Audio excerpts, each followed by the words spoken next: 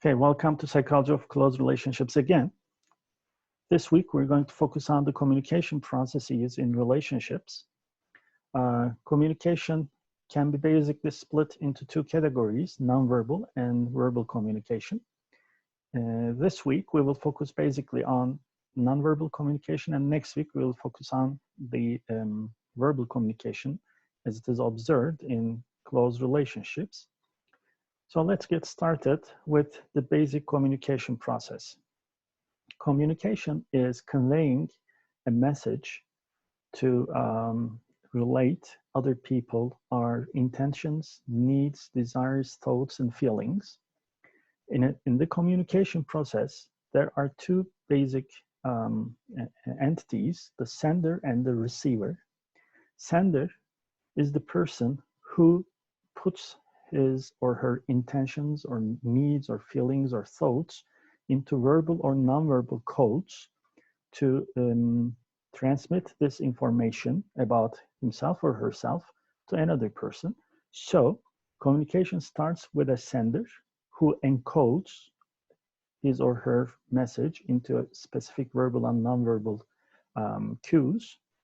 And this encoded message is transmitted through a channel to a receiver who decodes the message as he or she perceives the intention. And then, following this message transmission, the receiver somehow, verbally or non-verbally, provides the feedback to the sender. And it is a two-way process, as you would observe, and this feedback evokes new communication intentions, perhaps not or stopping communication in the sender, and so on. Communication process, however, is not a smooth process. The message encoded by the sender or decoded by the receiver is open to outside or inside influences. These influences are basically the noise in the environment. This is not necessarily physical noise, but any kind of stimulation, which can make it harder to encode or decode the message. It can be biased in the way that the message is constructed or deconstructed in the mind of the receiver. And it can also have errors in it that a message is transmitted, which is not intended. So this is the basic communication process. So it should make us aware that sender's intentions can be transmitted to the extent that these noise and interference in the environment and sender's style of encoding the message into a verbal or nonverbal content, it influences the quality of the message. In other words, the sender in the communication process has certain intentions. These intentions are private to this person. We cannot know what is in his or her mind, and they are only known by the sender, that his or her true intentions. In putting these intentions to words or to some nonverbal cues, there might be noise interference and sender's style of encoding, meaning the way he or she uses words or nonverbal means, or such as facial expressions, and then the intention, to a certain extent, can be less truthful in the message. And sender's actions are the communication-related actions, such as speaking or body movement or gestures or facial expressions. These are the public and observable behaviors of the sender. So what the sender thinks can only be extracted from what we observe in his or her behaviors in communicating, given these noise and bias and error problems in putting the message into a code. Then these senders' actions create an effect on listener. This effect is what the listener feels, thinks, and then perhaps behaves. And this effect, again, is not solely due to how the listener decodes the message. It is dependent on the style of decoding by the listener, the way he or she interprets the message. It depends on, of course, how the message is encoded and constructed and conveyed to the listener by the sender, and also there might be noise and interference in the environment. So we can talk about an interpersonal gap between the sender intentions and effects on the listener. So communication is not as easy as it seems. There might be problems in this process. In relationship context, the communication has long been studied, especially from a behavioristic point of view. Remember, behaviorism focuses on the responses and stimuli which reinforces or punishes these responses, as it is in the operant conditioning process. And here, what we are interested in is the exchange between the couples. The exchange, the verbal or nonverbal exchange between the couples is the focus of communication in relationship science. And basically what we know is that there are some differences between distressed and non-distressed couples. Distress here is used as a problem, is a concept used to define a problem in relationship. Satisfaction is one of the components of distress. For instance, in distressed relationships, satisfactions are low. In non-distressed relationships, satisfaction is high. In distressed relationships, perhaps couples quarrel more than non-distressed couples. So distress and non-distress refer to the quality of the relationship or the marriage specifically. Here, I would like to start with a classical example of couple communication research conducted by Gottman and his colleagues. Here, they studied couples who reported mutual satisfaction in their relationship or who expressed difficulties in their relationship. These difficulties might involve, for instance, receiving couple counseling and psychotherapy, family relationship therapy by couples. It is the self-reported distress by the participants. So there were two groups, distressed group and non-distressed group, having no satisfaction or satisfaction in their relationships. How can we study communication? In order that we can study communication in the laboratory, we should create a communication environment. So there should be certain topics to talk about by the couples. So we need a paradigm. This paradigm is called the talk table paradigm. In the talk table paradigm, the researcher or the experimenter provides the couple a list of tasks on which he or she expects the couple to work together to create a solution together. So these tasks require the couples to behave in their interaction to solve the task or accomplish the task, to behave in a cooperative or competitive manner. Therefore, it's possible to observe the cooperation or the conflict between the couples while they are working on these tasks. In the talk table paradigm, as Gottman used, the tasks included consensus decision-making as the first one to mention. Consensus decision-making task means that the couple is provided a list of personal preferences, and they are asked to agree on ranking the importance of these preferences, which one is most preferred, which one is the least preferred, so they should decide together. It might be easier to decide the relative hierarchy of preferences individually, but as the couple is expected to work on these decisions together, we might observe their communication style.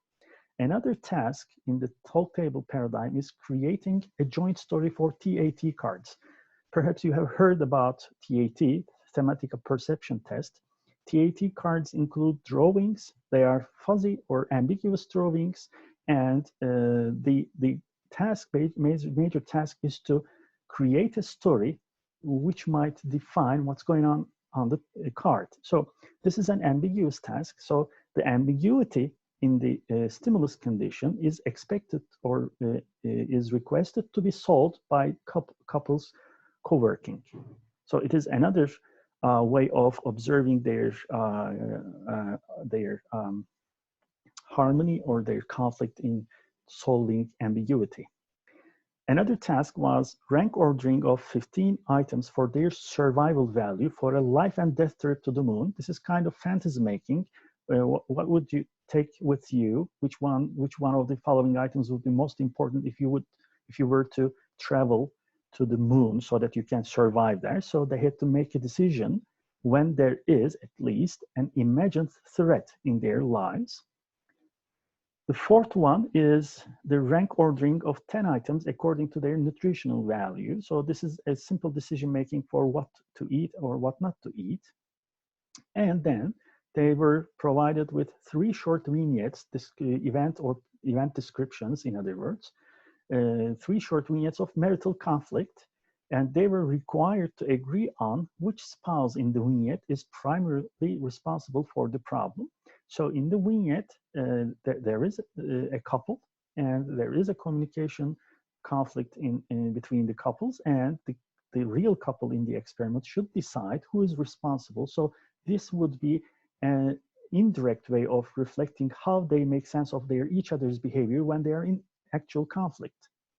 And finally, talk table paradigm included discussing a current problem that they had agreed in the interview. They had an interview together with the experiment, and which was most salient to them, which comes to the mind first, let's say, and they were asked to try to come to a mutually satisfactory resolution of this problem. So this is typical how you solve your problems kind of a task. So as you observe, in this talk table paradigm, there are different kinds of situations in which the couples might experience conflict or might approach in a cooperative manner. So it's a good paradigm to observe the general communication style of the partners in this system.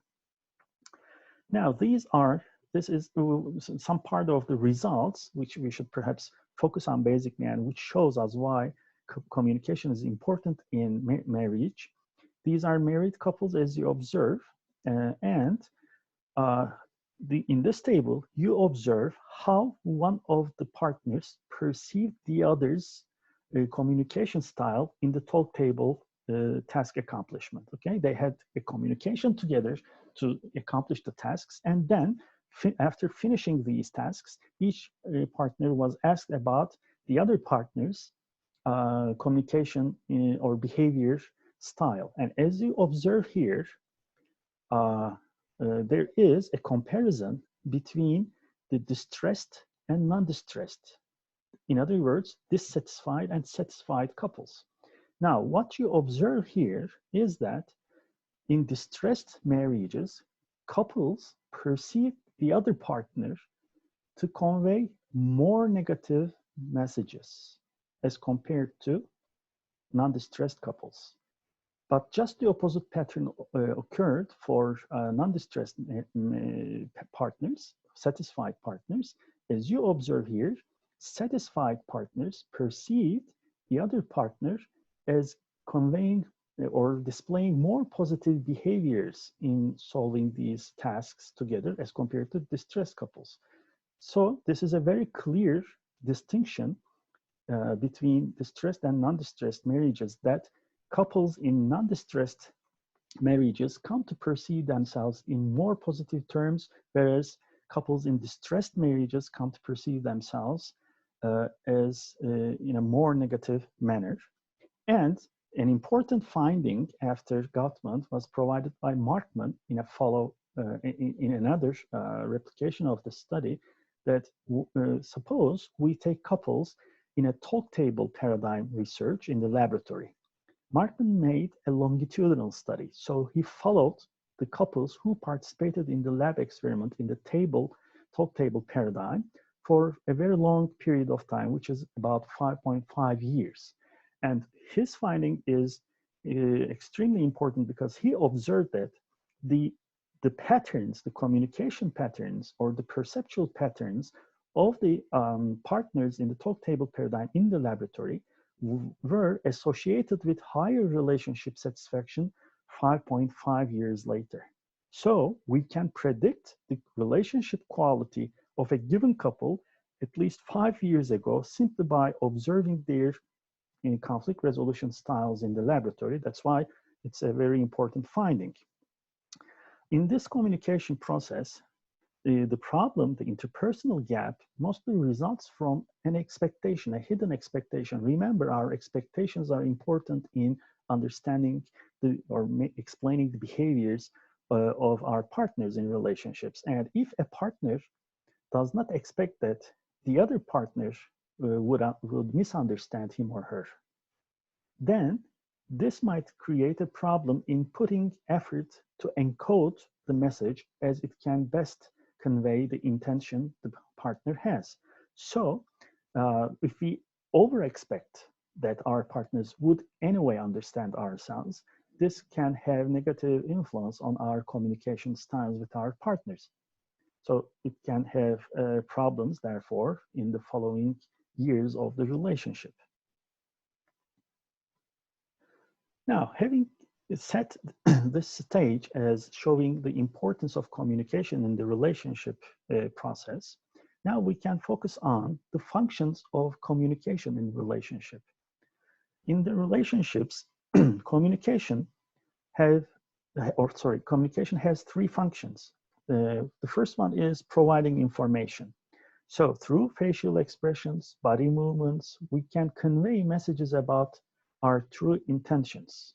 So this is the first function. The way we look, the tone of our voice, the manners of our body movements, the way we sit, the distance that we put between us and our partners, all provides information about how we might have been feeling or thinking about the partner or the relationship in general, how we are feeling at that moment about ourselves. So the second function is regulating interaction. There is an ongoing interpersonal interaction in relationships, and this means that both partners in the relationship are choosing among different behaviors and displaying these behaviors in interaction with the other person. So the nonverbal communication can signal the partner about the timing of taking turns or starting or ending the communication. So the way we look again, the tone of our voice, the posture of our body, this can help the partner to understand when to stop talking so that he or she can give turn to the other partner, or it can give a clue about starting a conversation or ending it. And finally, the third function of nonverbal communication in relationships is defining the relationship. So the way we use nonverbal cues to convey messages also display our preferences for hierarchy between the partners in our relationships. And it can also provide positive affective states, can also convey messages about the positive affective states as we experience in the relationships, such as love, affection, and intimacy. So these functions are very important in relationships, and we try to extract knowledge and understand how our relationships are going by referring to the nonverbal cues provided by other partners. So there are some components of nonverbal communication. We will go through them in detail. The first one is the facial expressions.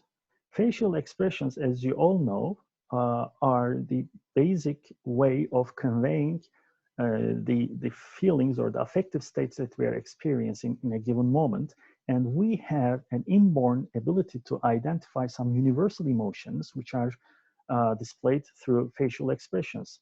They are happiness, sadness, fear, anger, disgust, and surprise. These are universal across all cultures, in all ages, including newborn infants. We observe these facial expressions conveying these important 6 universal emotions.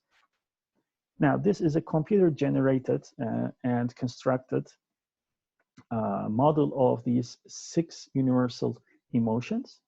And here you would observe the neutral face together with all these the emotions. And I would also like to draw your attention to an important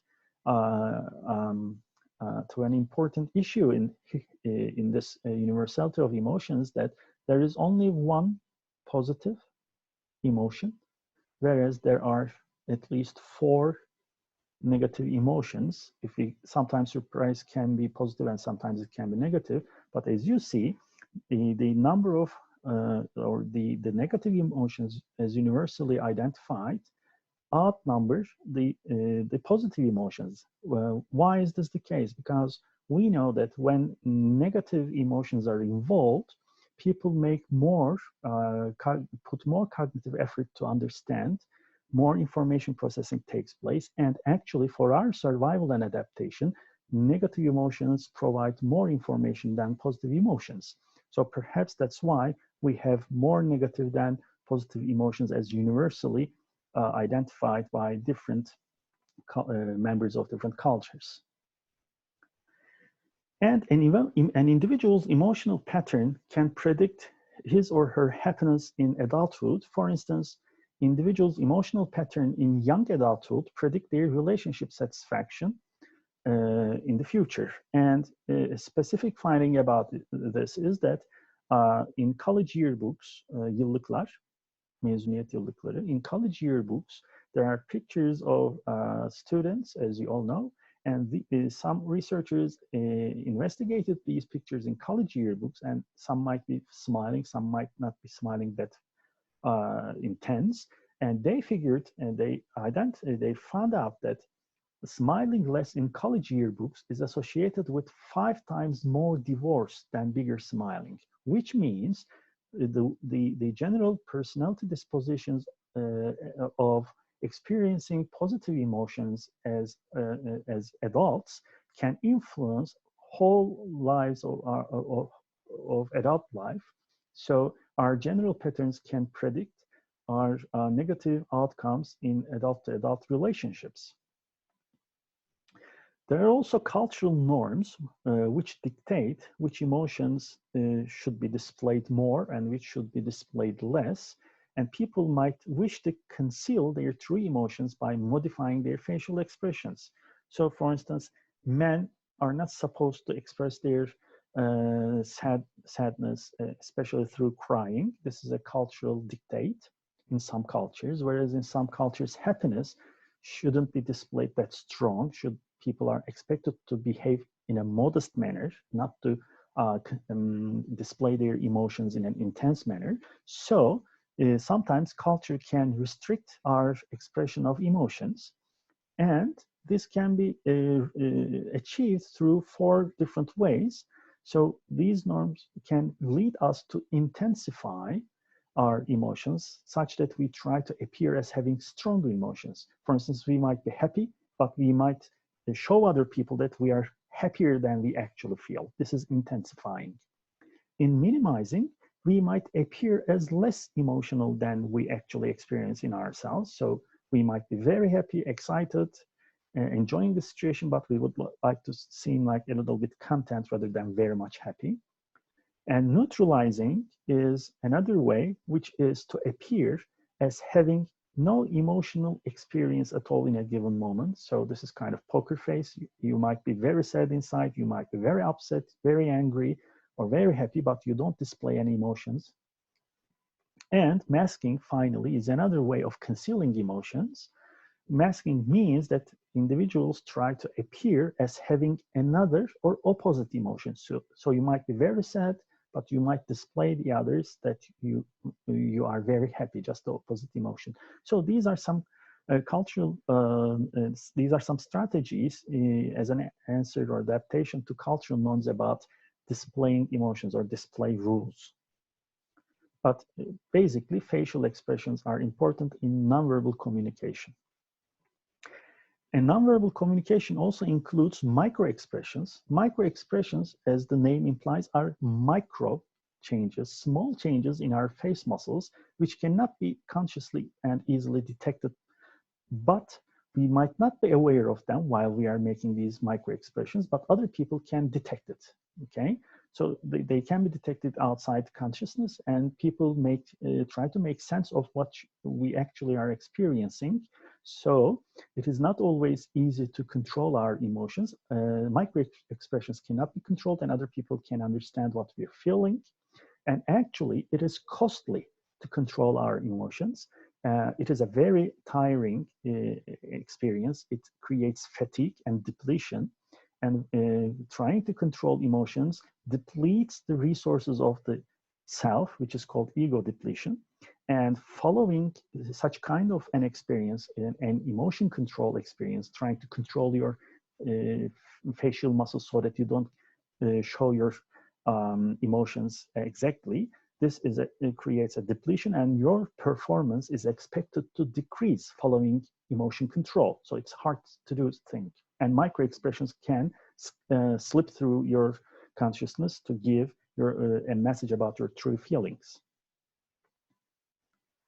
The second component in nonverbal communication is eyes and gazing behavior. So eyes are very important because eyes especially are used to have contact with the communication partner. And we cannot control physiological changes which underlie emotions, as we said. And one of these physiological changes in the eyes is the pupil dilation, göz bebeklerinin genişlemesi. Okay? Pupils dilate when we are surprised, for instance. It's not possible to consciously control it, to stop it. It happens. And people are very good at detecting such kind of dilation, especially in a close distance. For instance, when being exposed to sexually attractive people. So suppose somebody sits in front of a computer screen and there are different pictures on the screen, and some of them are sexually attractive people. What happens is that immediately the pupils dilate when they see a sexually attractive person. This is observed for all kinds of sexual orientations. For instance, heterosexual men is observed to have pupil dilation when they look at the pictures of sexually attractive women, whereas gay men experience the same thing when they look at sexually attractive men. So this is a universal effect. So attraction can be detected by the other person as by means of observing pupil dilation. Gazing is another pattern of behavior, looking behavior. It is the amount and direction of looking, okay? Gazing conveys the message that we are attending to the target person. So when we are in interaction, while we are listening to the messages conveyed by the partner, we try to keep a constant eye contact with this person to show that our attention is focused on the message. We're listening to this person, and we are actually respecting the words or trying to understand the person. So we are in immediate contact with this person. And gazing person or gazing people are evaluated more attractive. Okay, so the longer we look at other people, the longer we keep our eye contact with other people, it's more like that we are perceived as attractive. Also, lovers spend more time gazing at each other, which is obvious. And friends look at each other more than they look to their acquaintances. Acquaintance, tanışık olduğumuz kişi. So a friend is a closer person than an acquaintance. So friends look at each other more than the acquaintances. So depending on the level of intimacy or the closeness between two partners in a given relationship, the amount of and the direction of looking or gazing increases or decreases. And looking can communicate not only attraction, but it can also communicate the perceived dominance between partners. So this is called or measured through visual dominance ratio.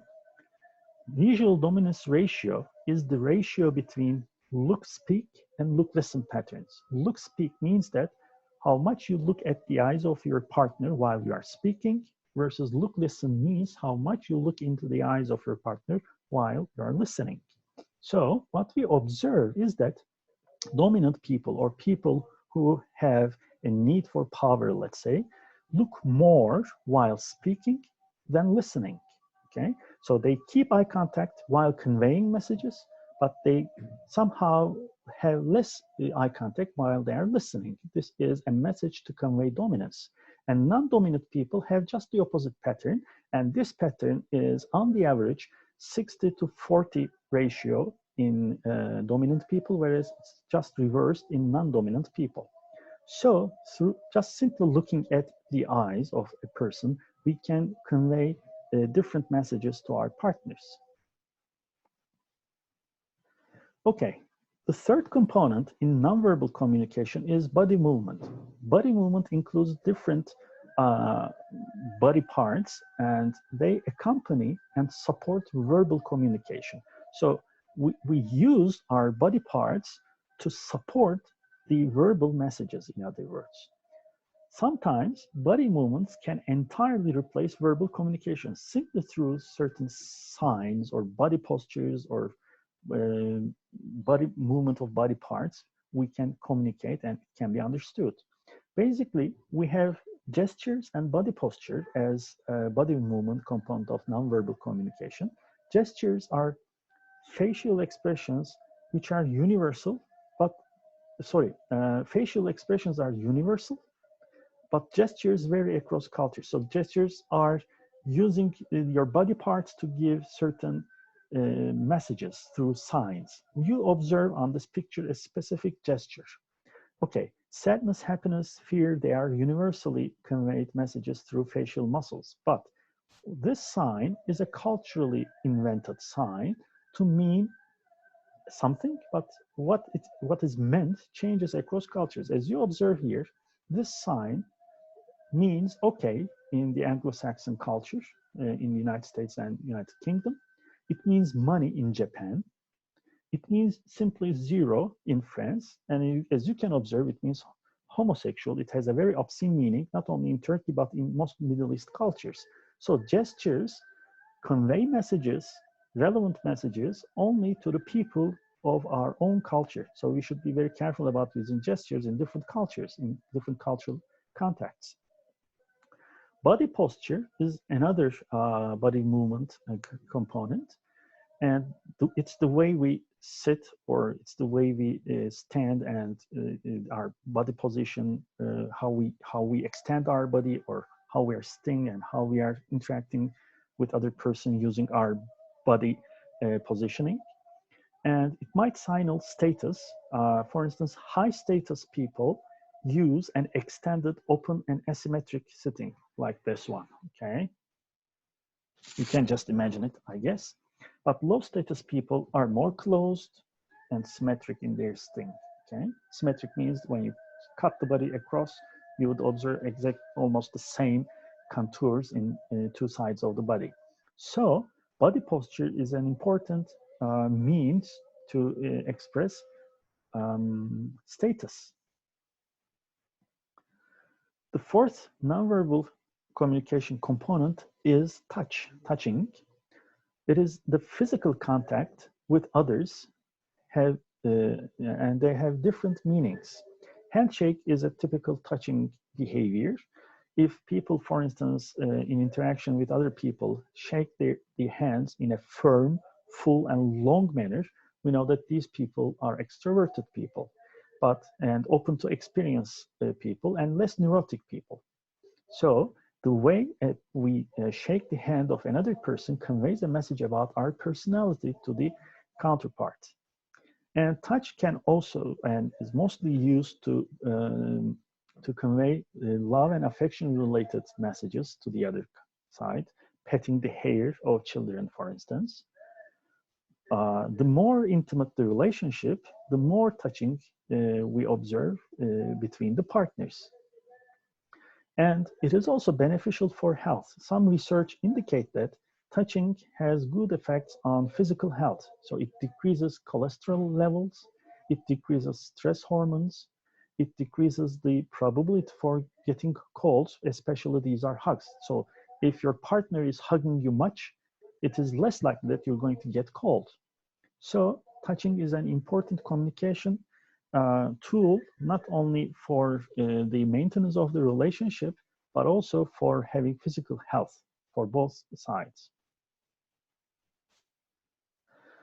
The fifth component is the interpersonal distance. As you all would appreciate, this is the hot topic in the last 1.5 months, just because of the pandemics we are experiencing.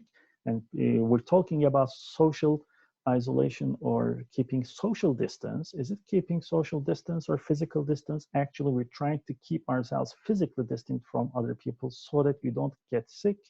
But as it is defined in the field of proxemics. Proxemics meaning the study of the space used by organisms, especially individuals. Social distance is one kind of distance that we might prefer to have between an interaction partner and ourselves. So basically, in interpersonal distance literature, we have four different levels of interpersonal distance. The first one is the intimate distance, very close distance. It starts by 0 centimeters up to half a meter, roughly. So this is the distance preferred by couples, partners, married couples, very close people. So this is what defines intimate distance. Personal distance is the distance an individual would prefer in most interactions in a given day. It starts by half a meter, extends to 1.2 meters. Then comes social distance that we have with other people. Most of the time, this is 1 to 4 meters roughly. And then we have the public distance, very formal distance, which starts by 3.7 meters and longer. So depending on the interaction partner's qualities and perhaps our personality, we might choose on the average a different distance in regulating our relationships. And the distance we use is a tool for communicating the way we would like to regulate the relationship. So if we want to get very close to another person, we would like to feel intimate, and to make the other person feel intimate, we might use intimate distance. Whereas if we are having a formal meeting, for instance, in a business-like context, then we might prefer to sit just at the opposite side of the table, for instance, which is public distance. And if we are having casual acquaintances in our lives, friends with which we have small interaction, we might choose long distances. And all these preferences would say how close we feel about the other person in the relationship. Okay, there are different studies. I sampled some studies to show what parameters are important in determining the social distance. White, for instance, made an interesting experiment about interpersonal distance, and he figured that the room size, the status, and the sex are important factors in determining the distance preferences by individuals. Why is it room size? Why could it be that important? Room size can be important in determining physical distance because the distance between us, the person, and the other person, if it gets too long, then it would become harder to hear, to listen, and to see this person. Seeing is important for catching the facial expressions and micro expressions. Hearing is important to effectively decode the message which is conveyed by the person. So if we have a special interest, or if we are very motivated to understand and see well, then we have to keep the distance small. But in large rooms, it is possible that, for instance, just because the room is large, the voice of the person can get diffused in the room. And if in a large room, the other person will be very small figure, so it would be harder to observe his facial or body expressions. So in large rooms, according to White, smaller distances would be preferred.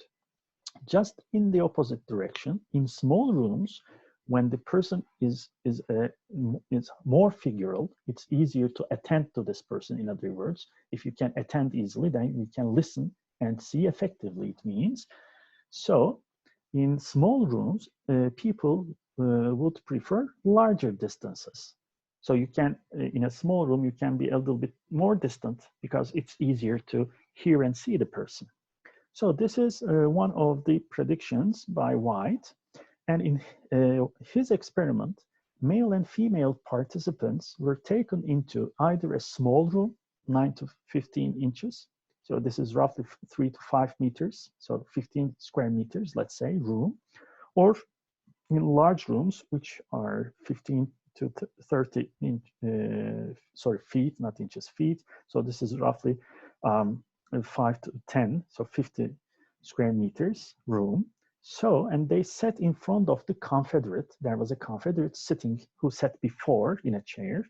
And then the participant is invited in the room, and there is another chair at the wall. And he or she was told that, okay, you can take this chair and sit in front of your interaction partner. Nobody knows that this is a confederate, but the critical measurement is the distance that the participant prefers to put between himself or herself and the confederate. So it is the measured dependent variable as the operational definition of interpersonal distance. And confederate was allegedly, sözde, presented either as another student or a professor expert. Now, the topic that they are required to talk about was the development of college careers by the students. So participants wanted to participate in the study because they knew that they were to talk with some other person how they can develop their careers in college, okay? But half of the participants believe that it is just another student. So this is equal status condition, no power differential between the partners in the communication it means. Or in other condition, half of the students were exposed to the same confederate or some other confederate who was told to be a professor expert in career counseling. So just suppose that you're sitting in a room with one of your, not friends, but some stranger from TED University, or you are sitting in the same room with Olcay Hoca, okay?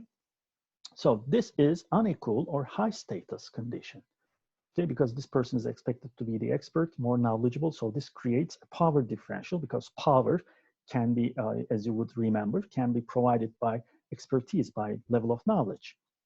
And what are the basic results? All these results are statistically significant, so it is beyond chance observation. In small rooms, the distances were longer than the distances observed in the large rooms, 30 inches longer, meaning 10 centimeters longer. That's a significant difference depending on the room size. So the hypotheses about room size were confirmed.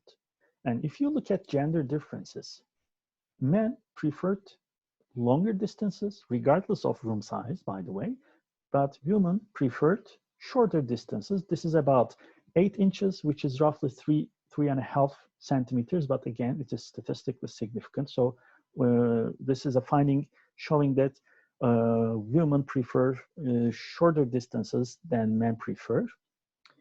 And there is an interaction effect about high status. Not everybody behaved or preferred interpersonal distance in the same manner, but females, especially females, changed their preferences when they're interacting with a confederate of high status, okay?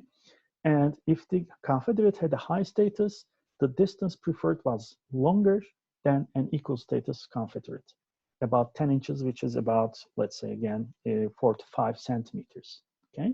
So as you observe, depending on the sensory quality of communication, which is provided by the physical context, depending on gender, and depending on the status for women especially, people prefer to sit at different distances, which conveys important messages.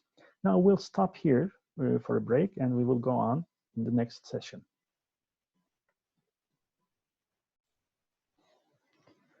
Okay, welcome back.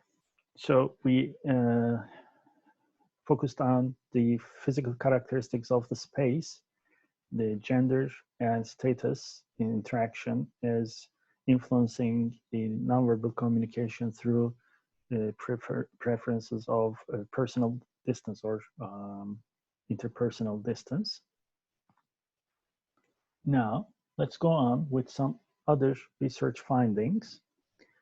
Now, Snyder and Endelman has an interesting experiment about the preference for interpersonal distance.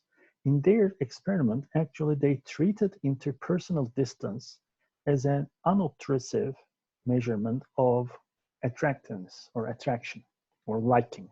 What is unobtrusive measurement? When we use self-reports to measure different characteristics, you know, they are prone to bias. Individuals, social desirability bias. Individuals might not be aware of their internal states, and they may try to, through social desirability bias, they may try to present themselves in a favorable manner. So they thought that interpersonal distance would be lower if people are attracted to another person or liked another person.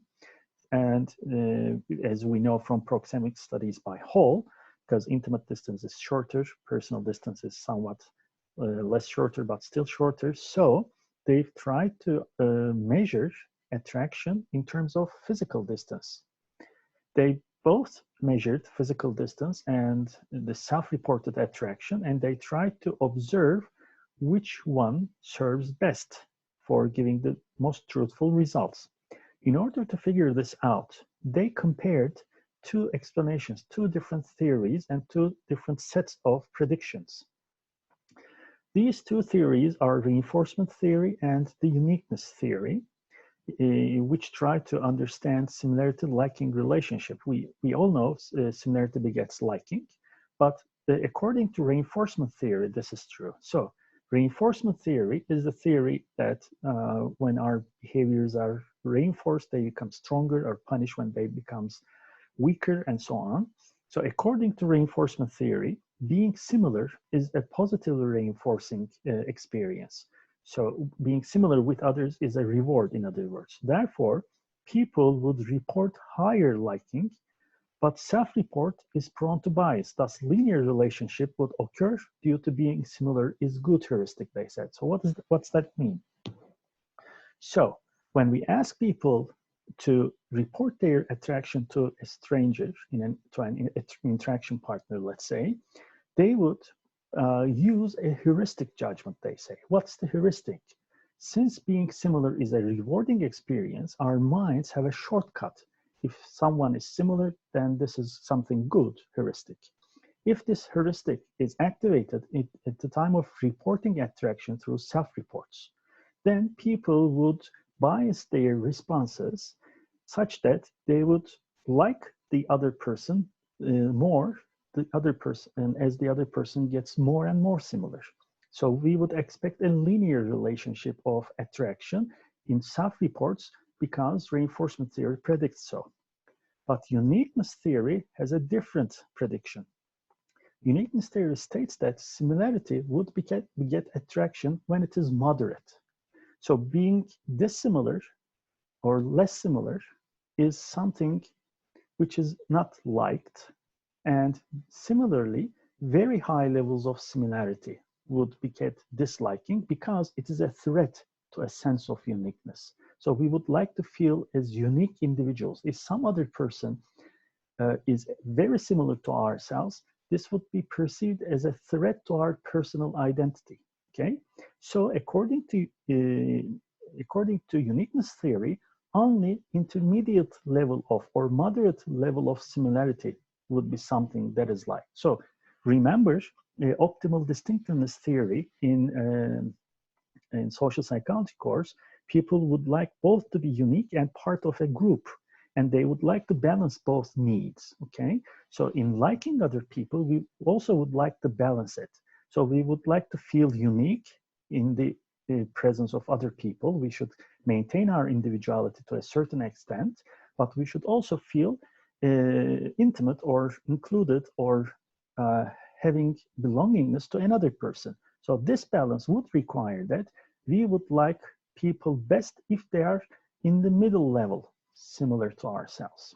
So two different theories have two different predictions. Now, in order to test these predictions, they conducted the following experiment. Participants first filled out some personality and attitude measures.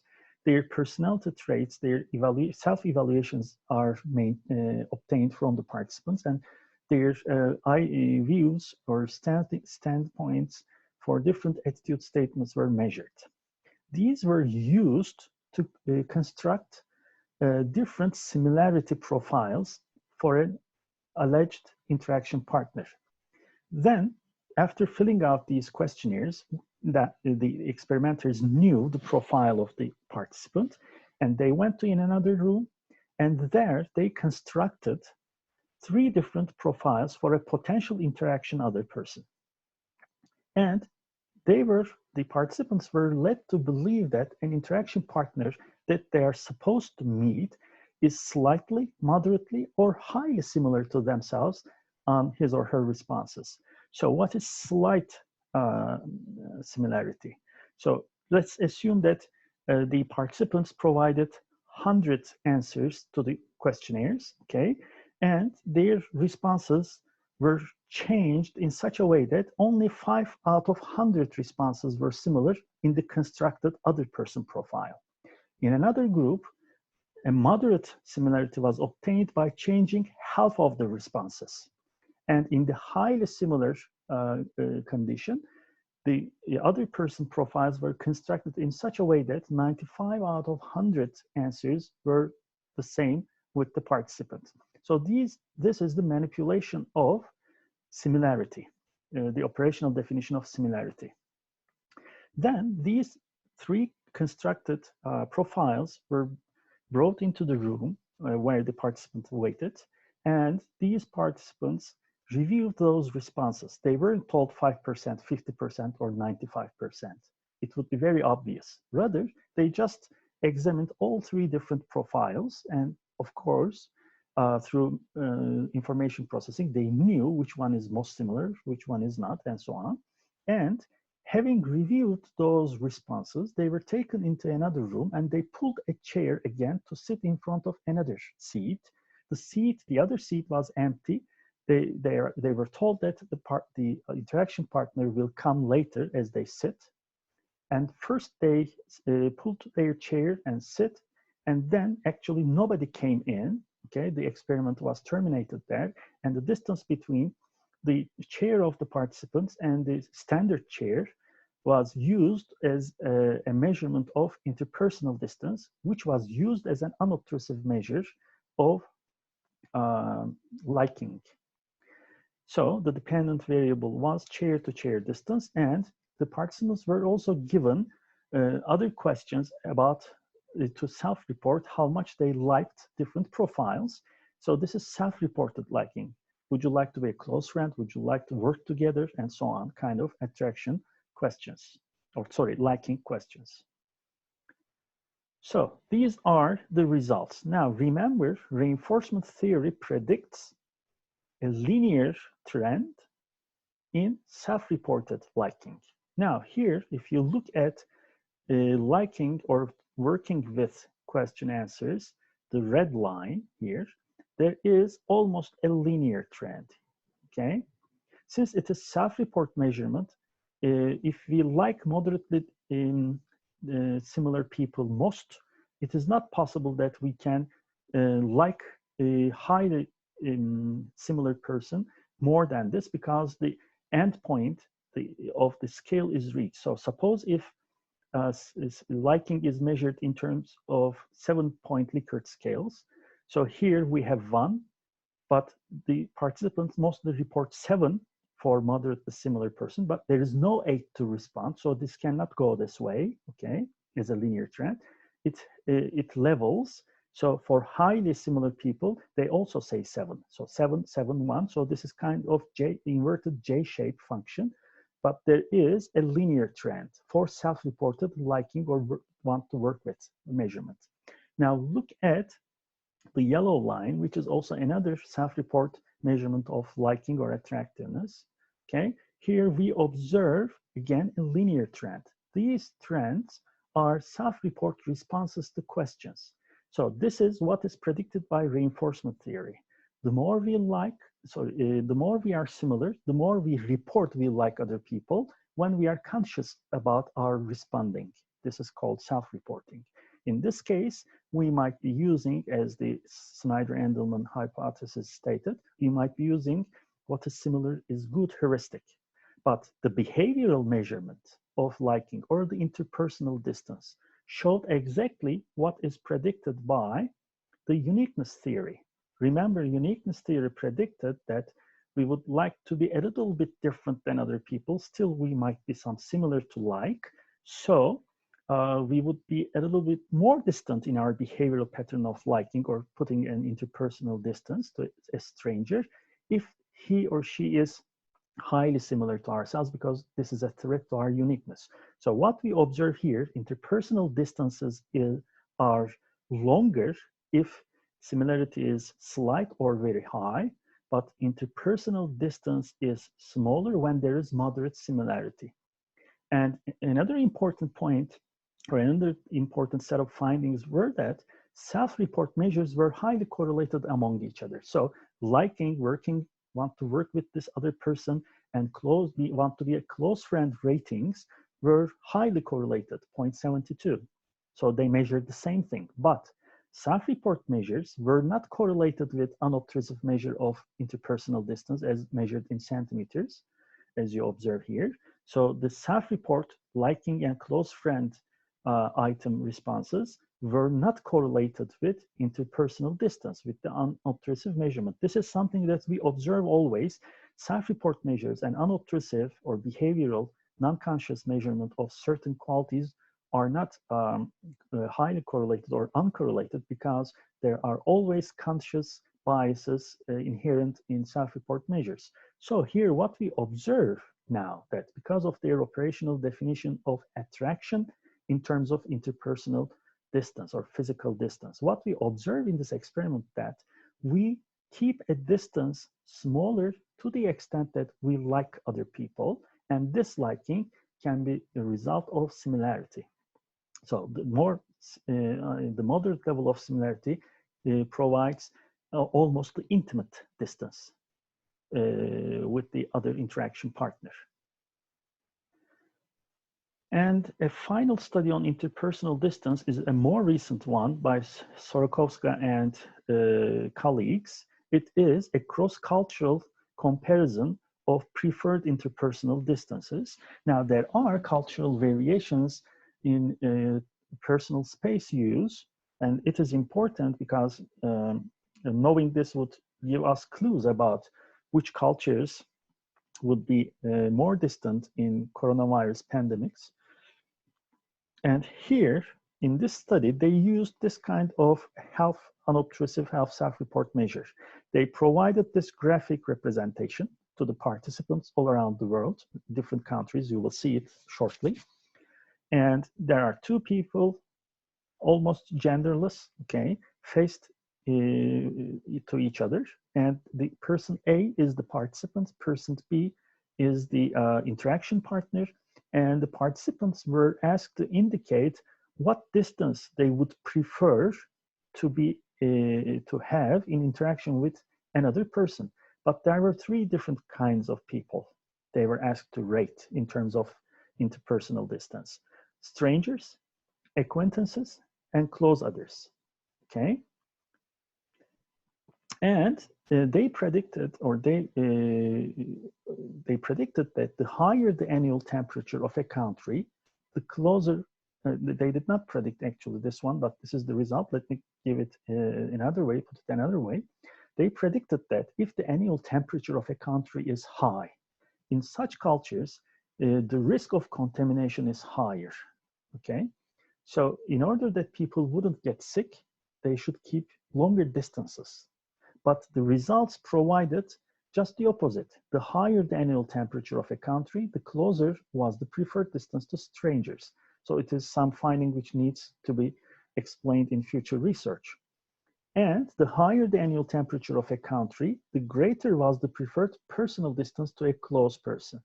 Okay, so it means perhaps that if we are in frequent contact with some intimate partners or intimate people, close people, it is more likely that we can get infected because of our intimate distances. So in higher annual temperature countries, people put longer personal distances to close people. So this makes sense, okay? So people adjust their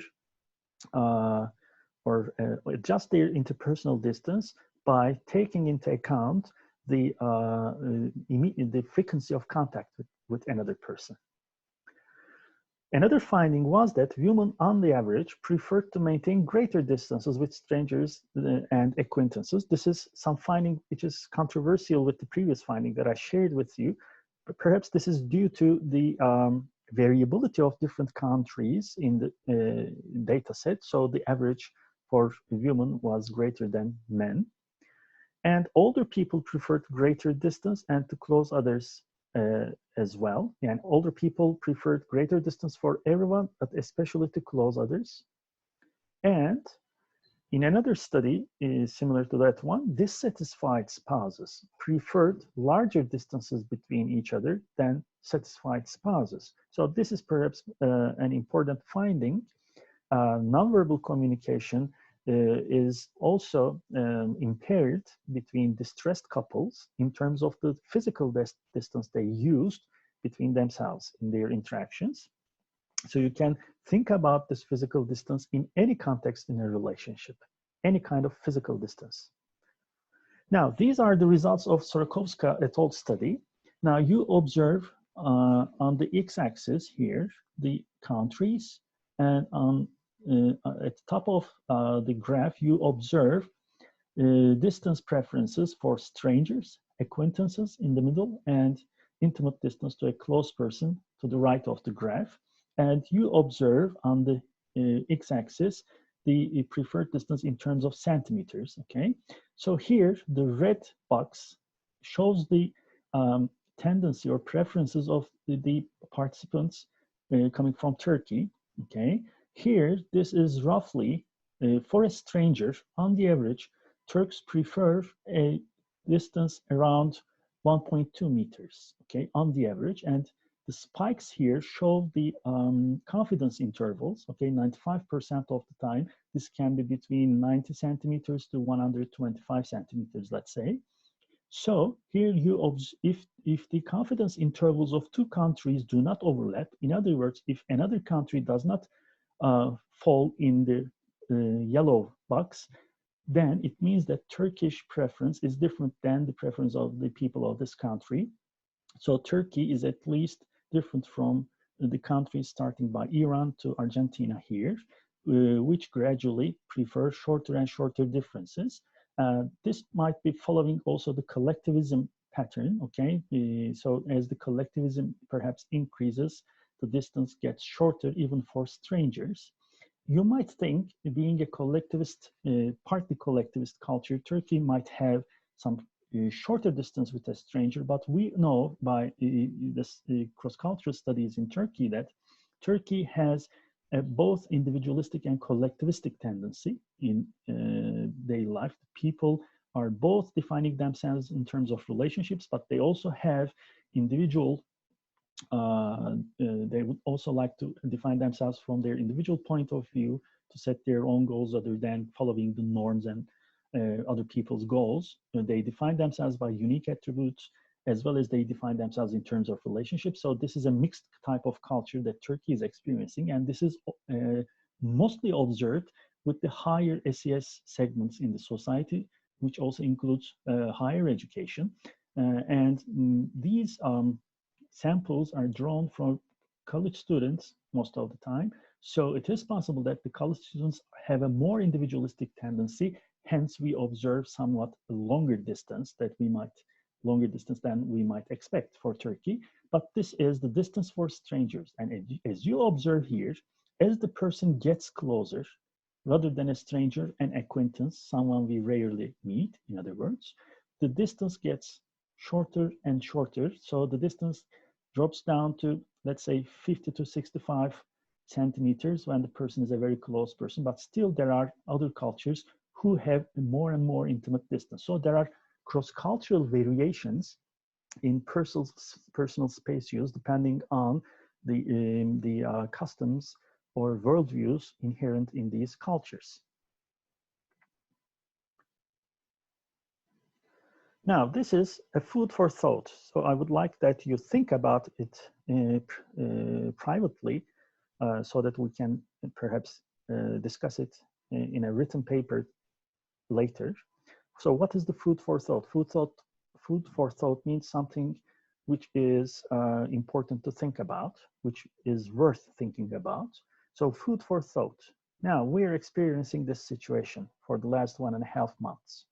Social distancing, actually it should be physical distancing, but the name is used because we try to keep 1 to 4 meters between two people in the crowd so that contamination doesn't happen or its probability is decreased. So this is one of the important findings that almost every one of us know by now, that if we maintain 6 feet or 2 meters on the average between us and other people, it is less likely that we will get contaminated.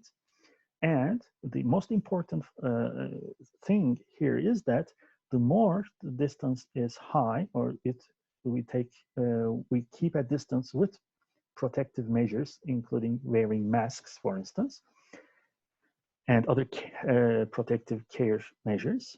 What we observe is that the number of cases observed would be a little bit flat, okay, in time, and its peak will not pass the cutoff point, which can be absorbed by the healthcare system capacity. So the number of beds, the number of equipment which can be used for the treatment and so on.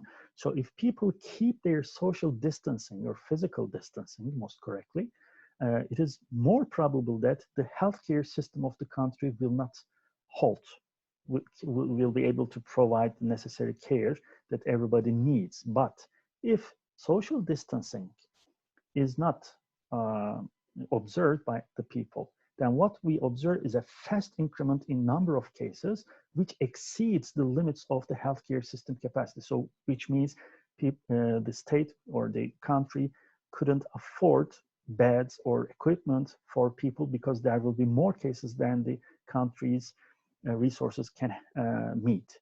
So this is a very important issue here. So perhaps we should ask this question. Now, this is food for thought. COVID-19 pandemic required social distancing or physical distancing measures to be taken by the Turkish government as a prevention strategy, as most other governments implemented. Now, the question I ask that, and I want to think about and answer in your own private minds, why do you think that some people in Turkey experienced hardship in observing the social distancing rule, whereas others did not? Okay, so I would like that you think about this issue in terms of relationship concepts that we talked about and try to figure out well thought out answers. So we will talk about, perhaps you will write about it in the future, okay? So this is food for thought. Now let's go on with the nonverbal communication components. The sixth one is the smell, the body odor. Body emanates different chemosignals for different emotions. What's a chemosignal? Chemosignals are chemicals which serve as stimuli to trigger different feelings, thoughts, and behaviors in other people. So when people are exposed to, for instance, happy people's body odor, they also feel happier. Therefore, smell is an important transmission, or is an important means for transmission of emotional states, and also the emotions can become contagious, bulaşıcı. So emotions can be experienced through having other people's body odors or inhaling them. And people who are born without a sense of smell, okay, so there are some people who cannot differentiate odors. They do not have a sense of smell. Actually, they are disadvantaged in relationships. For instance, such men who do not have a sense of smell have less sexual relationships than men with a sense of smell, as research indicates. So smell carries an important information about the reproductivity of the counterpart. And finally, we have paralanguage as another component of nonverbal communication. Paralanguage is the variations in the voice of a person other than words. So it is not what is said, but it is how it is said. Okay? So the pitch of the voice, şiddeti diyelim ya da yüksekliği, sesin inceliği ya da kalınlığı, the rhythm of the voice, the rate of the voice, and loudness of the voice, they all give different information. And men use lower, whereas women use higher pitch voices while talking to a partner, for instance. The, and women like their male partners to have deep, low-pitched voices, okay? Like Ruhisu, let's say. And just prior to ovulation, women voices, just prior to ovulation, women voice is evaluated as more attractive by men in heterosexual languages. So smell and voice pitch provides important information for reproductivity. So let's put all of them together. There are 7 different components, and let's see how they combine. Individuals like others more when their verbal and nonverbal communication matches. Now, in verbal communication, we put our ideas into a certain code, okay? But sometimes what we think privately can be different than what we speak publicly. So these differences can be detected by the interaction partners as they attend to our nonverbal cues that we provide. The pitch of the voice, for instance, the paralanguage, let's say the eye contact and gazing, the body posture, and so on. These all support, remember, the verbal communication. And people like others, when their body language, let's say, and their verbal content in messages match. So people want to observe others who are consistent in conveying messages in verbal and nonverbal channels at the same time. This is attractive or liked because the person becomes predictable, in other words. When the verbal and nonverbal components of a message are in conflict, then what happens? If my words say something, but my eye says something else, which one is considered to be the most truthful one? Nonverbal component becomes more important to understand the true intent than as research suggests. So people can detect lying by inferring from the nonverbal messages. There is another phenomenon in nonverbal communication about sensitivity or combine to the messages, which is called mimicry. Mimicry, taklit. Mimicry is the non-conscious imitation of facial, emotional, verbal, and behavioral states of another person. So suppose you are interacting with another person, you lean forward, the other person also leans forward. This is called mimicry. And this mimicry is some non-conscious event most of the time. And what we observed in married couples is that they have more facial similarity over time. So when people get acquainted more and more, get knowledgeable about each other more and more in a marriage kind of relationship, their facial expressions come to be alike, okay? So people become similar in time in terms of conveying nonverbal messages.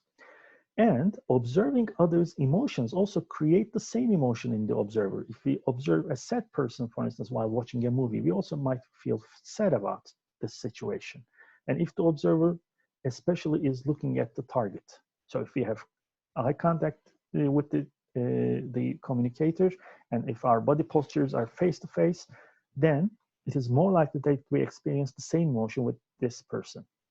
And also the speech patterns become similar in verbal exchange, in continual interaction.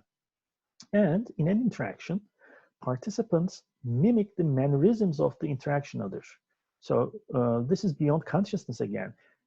So they might move their foot, they might touch their face as the other person touched the face, and so on. And this happens automatically. If we have an ongoing interaction, we, beyond our consciousness, come to mimic the behaviors of the other person, because mimicry means that the person is similar to ourselves, and similarity to a certain extent, as you know, begets liking. So it's very adaptive in terms of having smooth social interactions.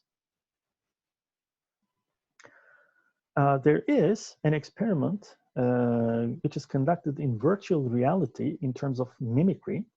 This is the experimental setting, okay? The experiment is by Bailenson and Yi. The title is very interesting, Digital Chameleons, okay? So the digital image here, as you observe, this is the screen. There is a person sitting in front of the other person who wears a virtual reality eyeglass, okay? and the person is observing this person on the screen. The person on the screen is not a real, physical, real person, but it is called an avatar, a digital, analog, male or female person. So if I'm a male participant, I see a male face on the screen. If I'm a female participant, then I see a female face on the screen. So the gender of the target avatar and the participant is matched. And participants in this study, wearing these glasses, listened to persuasive arguments about campus security in a virtual reality environment, as you observe here, okay? And the sender was a digital analog male or female person. So this image on the screen conveyed a persuasive message about campus security. He or she had arguments, attitude-related arguments about security, in other words. And the sender, the avatars, either through the control of computer, mimicked or not mimicked the head movements of the participants. So suppose you're watching, and sometimes you do this, and after a while, the computer records your head movement, and after a while, the avatar also moves the head in the same direction. Okay, this is called mimicry. So mimicry was manipulated, and they either mimicked or not mimicked the head movements of the participants. So we are interested in observing whether mimicry creates liking, okay? And participants in the mimicry condition evaluated the avatars, the non-real people, in other words, okay, even the non-real people, as more effective in communication. They used more positive trait evaluations. They thought they are more persuasive, for instance, because this is persuasive message conveyance. And they thought that the avatar was more persuasive when he or she was mimicking through computer control than participants in non-mimicry condition, which means even the reality is virtual, the reality is in a way not real, okay? We come to like even computer faces, okay, digital avatars, if they are mimicking our behaviors. So this is a very intriguing finding about the power of mimicry in human interaction as nonverbal communication components.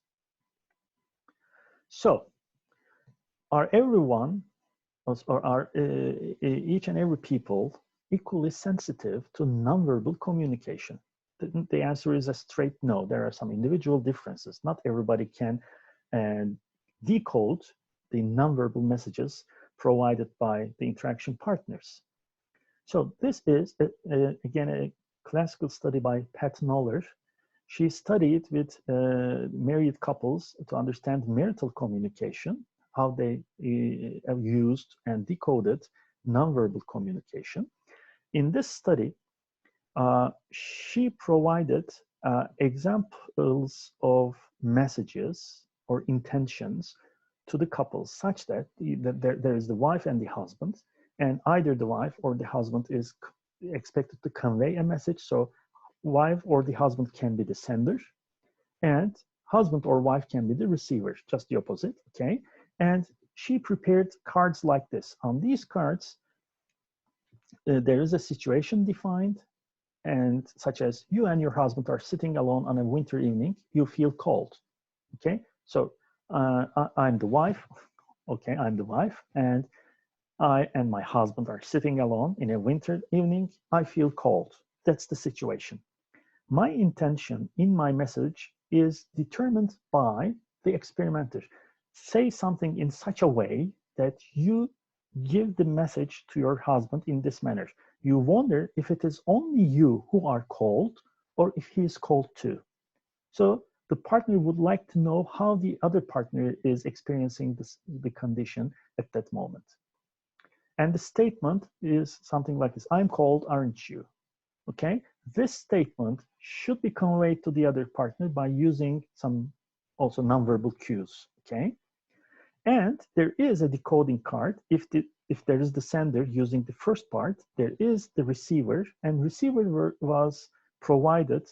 If the sender is wife, for instance, the receiver is the husband. Husband is provided by a decoding card, and situation is again defined similarly. And then the husband is given 3 alternatives to choose. What is your wife trying to say? Okay, so this is decoding part. You wonder if it's only you who are cold or if he is cold too. That's her intention. Or it might be you want him to warm you with physical affection. Or it might be you're feeling that he's being inconsiderate in not having turned up the heat by now, and you want him to turn it up straight away. So a simple sentence like this can be understood in different ways, but there is only one way to understand it, because the sender is instructed to give the impression that you wonder if it is only you who are called or if he is called too. So the correct answer is A here. So if my wife is saying this, trying to give this message in terms of nonverbal behaviors, I should be correctly decoding this. But there might be decoding errors. So this would show what kind of couples or partners in the relationship, which partners in the relationship are making more encoding and or decoding errors, which would show the quality of interpersonal communication between wives and husbands. So wives and husbands communicated a verbal message accompanied by nonverbal content. This procedure is developed by Kahn, and each spouse acted as both encoder and decoder. And encoders conveyed the message and decoders guessed the communicated intent. And if the encoder's intent matches the choice of the decoder, so if the wife tries to give this intention, conveys this intention, and the husband correctly guesses it as that one, then there is a match, then it is good communication. Otherwise, if the husband chooses B or C, it is an impaired communication, that it's a decoding error. So what is observed is that higher adjustment couples, non-distressed couples, satisfied couples had more effective communication than lower adjustment couples, meaning they made less encoding and decoding errors. Okay, so this is a little bit about the direction of relationship. It might be the communication which causes distress and dissatisfaction, but also once you are satisfied or dissatisfied, your communication might be impaired. So we do not have any idea about the direction of causality here, okay? And other findings also indicated that wives were better encoders than husbands. Now look at here. There is husband to wife communication where husband is the encoder, wife is the decoder, and there is also wives to husband communications where the wives are the senders or husbands are the receivers. And as you observe in husband to wife communications, in different marital adjustment levels, you observe women are somewhat better than men in making errors, okay? They have lower error scores. So marital adjustment is important on the average, but what we observe that, here, this part, wives are better at putting their intentions correctly. They have higher scores than husbands. So men are a little bit men experience a little bit more problems in communicating their messages to their wives, and husbands made more decoding errors than wives, as you observe here, okay? And depending on whether the message was positive, neutral, or negative, as you observe, females make more correct decodings, higher scores for females, as you observe, than men. So this brings us to the point that in intimate relationships, men are a little bit worse than women in both encoding and decoding the messages coming from their wives. So that's a gender difference. And in satisfied relationships, we have better communication skills. So in unhappy marriages, husbands actually misunderstand their wives' communication more, but when they are asked, they are confident that they understand perfectly well. That's another problem. Men think, or husbands think, or male partners in relationships think that they are good at understanding the messages coming from the other people. And both husbands and wives in dissatisfied marriages make more decoding errors for each other than they do for strangers, which means when they listen to the messages of strangers, these people understand them almost better. But when they listen to each other, they make more errors, okay? So this indicates that in distressed marriages, partners are more distant to each other than they are to strangers. That's a very important finding in these terms. And thus, once the marriage goes badly, it seems that partners become ineffective in their communications.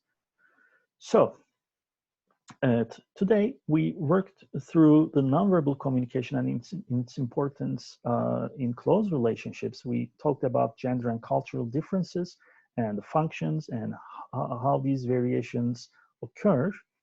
I hope you liked the content for today, and we'll stop here and meet next week to talk about the verbal communication in close relationships. So until next week, take care. Bye.